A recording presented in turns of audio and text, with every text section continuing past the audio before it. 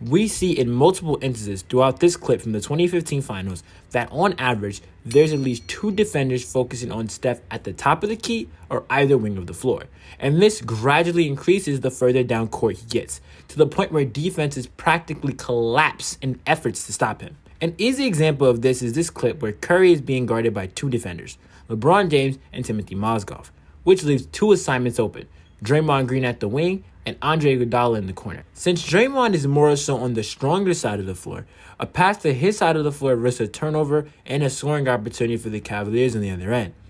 Catching the Cavaliers defense off guard with a quick kick out to Andre, which results in an easy bucket for the Warriors. We see this again, off the fast break transition.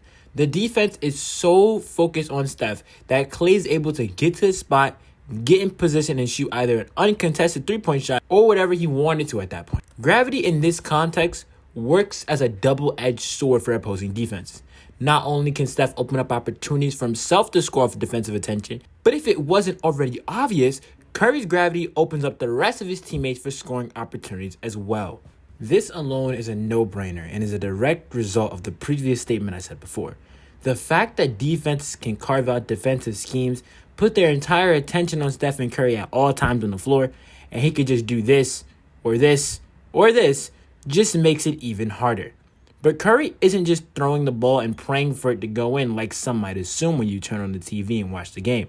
Surprisingly, Curry's load up from the time he touches the ball from the time it leaves his hands is timed and calculated.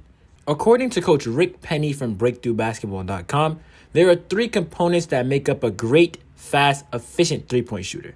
First, above all, is something we like to call the ready position. The ready position is the step that comes before you even set your feet for your shooting motion, before you even get the ball.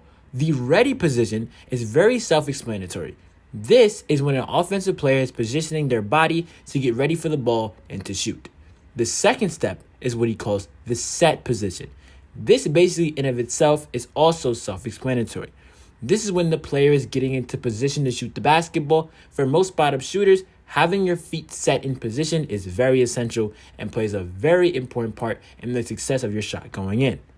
To sum it up, the set position is basically when you have the ball and you're getting ready to set your feet to shoot the shot, right before what we like to call the shooting motion, which is the last part of this course, which is when you decide to, shoot the basketball. Average players take at least 54/10 of a second to shoot the basketball, from the ready position all the way to the shooting position. Stephen Curry, however, takes 4/10 of a second to shoot. But why? Well, because Stephen Curry does everything all at once. Curry's shot doesn't require him to set his feet or get ready for the shot and anticipate the shot.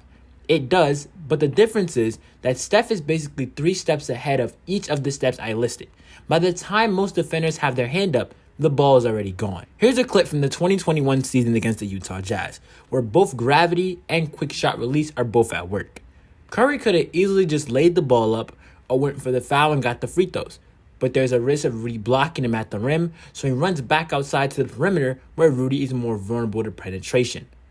He cuts back into the paint as a result, automatically causing a miscommunication on defense and causes Mike to step up and guard Steph as a default. The average shooter will have to reset or chuck up a shot since Conley would already be in position to contest the shot before the process of taking the shot could have been made. Curry's shot, however, is already in motion before Mike can even contest.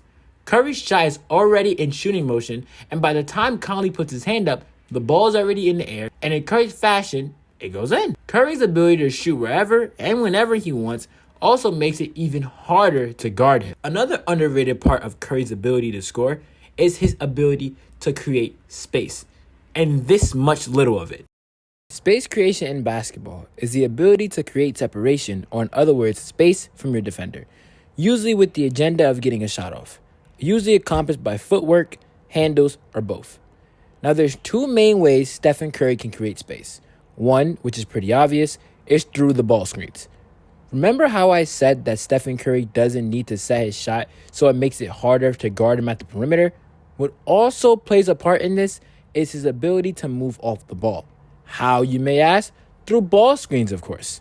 We can see in multiple instances where this happens. As in this clip we previously reviewed against the Houston Rockets. In the beginning of the play, we can see a screen being set by Draymond Green, and before Curry's defender can catch up to him, the ball is already in the air. Here's another example of another way Curry can create space, through his footwork and ball handling ability. Here we have a clip against the Minnesota Timberwolves. A screen is set which not only frees up space, but also creates what we like to call a mismatch, which furthermore creates dribble penetration up top and an open shot from Steph. Here's my final example. We're doing this off a transition. There is no pick and roll action, and Curry has to rely solely and only on his ball handling ability, baiting Jericho Sims with a stop and go move, resulting in, of course, this. To conclude, Stephen Curry's perimeter shooting, paired with his gravity and ability to create space, work the same way as the shit from Powerpuff Girls. Sugar, spice, and everything fucking nice, and are crucial parts of the offensive threat he is today. There's also other parts of his game that we sadly didn't get to cover today, but later on in the meantime, check out this video on one of the best defenders from the 2010s, Tony Allen. And without further ado, thanks for watching, stay sturdy, stay healthy, and I'm off this.